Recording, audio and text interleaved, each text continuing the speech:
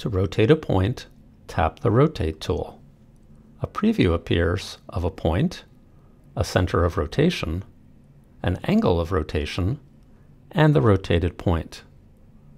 The pre-image point is glowing. Tap or drag to place it.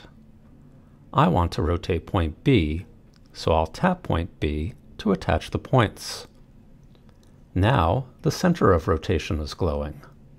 I want point A to be my center, so I'll tap to attach the points. Now the angle of rotation is glowing. I'll tap to place it. The tool is complete. I've rotated point B by 60 degrees using point A as the center of rotation.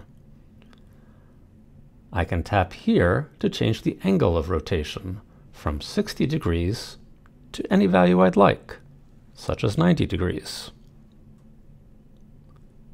Here is another example. I want to rotate triangle ABC using point D as the center of rotation. I'll begin by tapping the Rotate tool.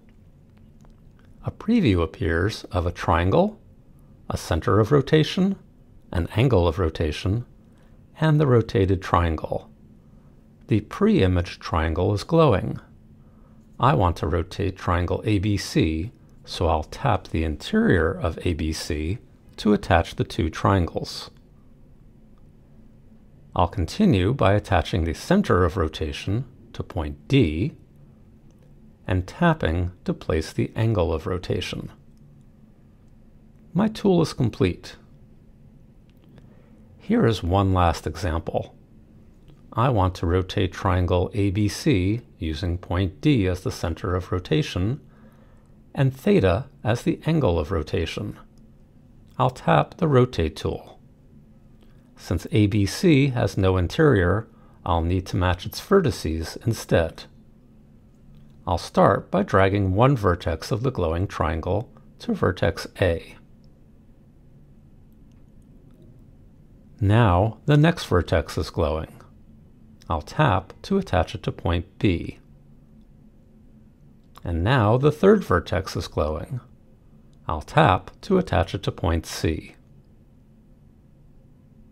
I'll now tap to attach the center of rotation to point D, and tap to attach the angle of rotation to theta. The tool is complete. I can now drag this point around the circle to adjust the angle of rotation.